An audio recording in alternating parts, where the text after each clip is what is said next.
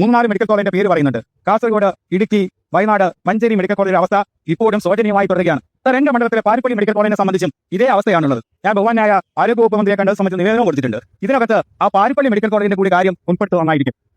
Sir, ഈ budget കേന്ദ്ര പദ്ധതികൾ പേര് മാറ്റാനുള്ള ഒരു ബഡ്ജറ്റ് മാത്രമാണ്. ഇത് സാഗർമാല മുതൽ സുവിധ സാനിറ്ററി നാപ്കിൻ വരെ ഒരു റീബ്രാൻഡിംഗ് നടത്തി ഈ ബഡ്ജറ്റിൽ ഉൾക്കൊള്ളിച്ചിരിക്കുന്നു. ശ്രീ ജോൺ ബ്രിട്ടാസ് 2021 രാജ്യസഭയിൽ ചോദിച്ചൊരു ചോദ്യമുണ്ട്. സാഗർമാല പദ്ധതി പ്രകാരം കേരളത്തിന് എത്ര രൂപ അനുവദിച്ചിട്ടുണ്ടെന്ന്. 18,161 കോടി രൂപ സാഗർമാല പദ്ധതി പ്രകാരം കേരളത്തിന് അനുവദിച്ചിട്ടുണ്ട് അന്ന് രാജ്യസഭയിൽ മറുപടി പറഞ്ഞു. ഇപ്പോൾ പുതിയ പദ്ധതിയിലേക്ക് നമ്മൾ വരുമ്പോൾ ആ പദ്ധതിയെ കടമെടുത്തിട്ടാണ് ഇത്തരത്തില് മിഷൻ സമുദ്ര എന്ന പേരിൽ ഒരു പദ്ധതി അവതരിപ്പിച്ചിരിക്കുന്നത്. എന്തൊക്കെയാണ് ഈ കേൾക്കുന്നത്? എത്തേണ്ടവർ നിയമസഭയ്ക്കുള്ളിൽ എത്തിക്കഴിഞ്ഞപ്പോഴത്തേക്കും കണ്ടു തുടങ്ങിയ മാറ്റങ്ങൾ എന്താണെന്നുള്ളത് ഇപ്പോൾ മനസ്സിലായില്ലേ? അതായത് കേന്ദ്ര പദ്ധതികൾ ഓരോ പേര്, ആ പേര് മാറ്റി ഈ പറയുന്ന തോതിൽ നമ്മുടെ കേരള സംസ്ഥാനത്ത് നടപ്പാക്കുന്ന തരത്തിലുള്ള ഒരു കാര്യമൊക്കെ തന്നെ പല രീതിയിൽ പല തരത്തിൽ നമ്മൾ കേട്ടിട്ടുള്ള ഒരു കാര്യമാണ്. അപ്പോൾ അതിനൊക്കെ തന്നെ ഇനിയിപ്പോൾ ഒരു രക്ഷയുമില്ല എന്നുള്ളതാണ് ഇന്ന് നിയമസഭയ്ക്കുള്ളിൽ ഗോപകുമാറിൻ്റെ ഈ ഒരു ഉത്തരമെന്ന് പറയുന്നത്. കാരണം പച്ചയ്ക്ക് വെട്ടി തുറന്ന് പറയുന്ന തരത്തിലായിരുന്നു ഗോപകുമാർ പറഞ്ഞ ഓരോ വാക്കുകളും എന്നുള്ളതാണ് ഇതിൽ നിന്ന് മനസ്സിലാക്കേണ്ട കാര്യം എന്ന് പറയുന്നത്. കാരണം ഇപ്പോൾ പഴയ കണക്കല്ല കാര്യമെന്ന് പറയുന്നത്. അതായത് പഴയ രീതിയിൽ ഈ പറയുന്ന രീതിയിൽ BJPക്ക് വേണ്ടി സംസാരിക്കാനായിട്ട് നിയമസഭയ്ക്കുള്ളിൽ ആളില്ലാത്ത ഒരവസ്ഥയല്ല ഇപ്പോൾ. 3 പേരുണ്ട്.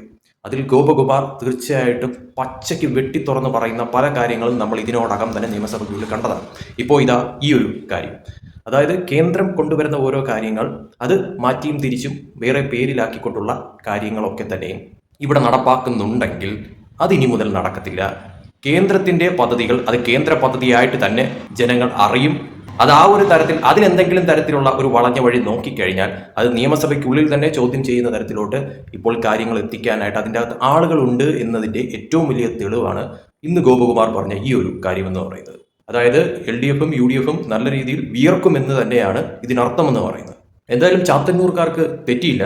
കാരണമെന്ന് പറയുന്നത് ചാത്തന്നൂരിന് വേണ്ടിയിട്ട് സംസാരിക്കാനും വളരെ കൃത്യവും വ്യക്തവുമായിട്ട് നിയമസഭയ്ക്കുള്ളിൽ പറയാനും ഒരാൾ, അത് ശരിക്കും പറഞ്ഞാൽ UDFിനും LDFിനും വളരെ വലിയ തോതിൽ തലവേദന ഉണ്ടാക്കുന്ന ഒരു കാര്യം തന്നെയാണ് മുന്നോട്ട് പോകുമ്പോൾ എന്നുള്ളത് വളരെയധികം സത്യസന്ധമായിട്ടുള്ള ഒരു കാര്യം തന്നെയാണ്. കാരണം പല കാര്യങ്ങളും ഇപ്പോൾ വെളിച്ചത്ത് കൊണ്ടുവരുന്ന തരത്തിലോട്ട് കാര്യങ്ങൾ മാറിയിട്ടുണ്ട്. അതായത് BJPയുടെ ഒരു 3 MLA അതിനുള്ളിൽ പോയതിന് ശേഷം കാര്യങ്ങൾ അത്ര അങ്ങോട്ട് നീറ്റ് ആൻഡ് ക്ലിയർ ആയിട്ട് ഈ പറയുന്ന രീതിയിൽ UDF LDF ആ ഒരു തരത്തിലുള്ള ധാരണയിൽ നടക്കാൻ പറ്റാത്ത രീതിയിലോട്ടുള്ള കാര്യങ്ങളാണ് ഇപ്പോൾ പോകുന്നതെന്ന് പറയുന്നത്. കാരണം എന്തെങ്കിലും ഒരു കാര്യം അതിൻ്റെ ഇടയിൽ ഉണ്ടായി കഴിഞ്ഞാൽ അതിപ്പോൾ ഈ പറയുന്ന രീതിയിൽ BJPക്കെതിരെ അല്ലെങ്കിൽ ഈ പറയുന്ന രീതിയിൽ BJPയുടെ കാര്യങ്ങൾ അത് എന്തെങ്കിലും തരത്തിലോട്ട് വളച്ചൊടിച്ചുകൊണ്ട് ഈ പറയുന്ന രീതിയിൽ കേന്ദ്രത്തിൻ്റെ കാര്യങ്ങൾ അല്ലെങ്കിൽ കേന്ദ്രത്തിൻ്റെ തലയിലോട്ട് എന്തെങ്കിലും ഇടാനായിട്ട് നോക്കിയാൽ അതിനി അത്ര സിമ്പിളായിട്ട് നടക്കത്തില്ല എന്നുള്ളതാണ് യാഥാർത്ഥ്യമായിട്ടുള്ള കാര്യമെന്ന് പറയുന്നത്. കാരണം അതിനെല്ലാം തന്നെയും പൊളിച്ചടുക്കാനായിട്ടുള്ള കൃത്യമായിട്ട് ഉത്തരം നിയമസഭയ്ക്കുള്ളിൽ തന്നെ നൽകാനായിട്ടുള്ള വ്യക്തികൾ തന്നെയാണ് ഈ പോയിരിക്കുന്ന 3 പേരെന്നുള്ളത് തുടക്കത്തിൽ തന്നെ വളരെ കൃത്യമായിട്ട് വ്യക്തമായിരിക്കുന്നു.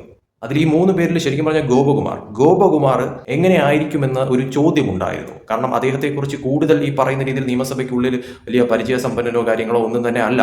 രാഷ്ട്രീയപരമായിട്ട് ഒരു പുതിയ മെമ്പർ, ആ ഒരു മെമ്പർ നിയമസഭയ്ക്കുള്ളിൽ ഏറ്റവും കൂടുതൽ പരിചയസമ്പന്നനായി മാറുന്ന തരത്തിലോട്ടാണ് കാര്യങ്ങളുടെ ഒരു പോക്കെന്ന് പറയുന്നത്. കാരണം അത്രയ്ക്കും അവിടെ ഇരിക്കുന്ന ഭരണപക്ഷത്തിനെയും പ്രതിപക്ഷത്തെയും മുൾമുനയിലാക്കുന്ന തരത്തിലോട്ടുള്ള മറുപടികളാണ് ഇദ്ദേഹത്തിന്റെ വായിൽ നിന്ന് വരുന്ന ഓരോ വാക്കുകളും എന്നുള്ളത് കൃത്യമായിട്ട് മനസ്സിലാക്കാൻ പറ്റുന്ന ഒരു കാര്യം തന്നെയാണ്. എന്തായാലും മുന്നോട്ട് പോകുമ്പോഴത്തേക്കും ഇങ്ങനെയാണ് പോക്കെങ്കിൽ LDFും UDFും എത്രത്തോളം വെള്ളം കുടിക്കേണ്ടി വരും നിയമസഭയ്ക്കുള്ളിൽ എന്നുള്ളത് കാത്തിരുന്ന് കാണേണ്ടത് അനിവാര്യമായി തന്നെയാണ്.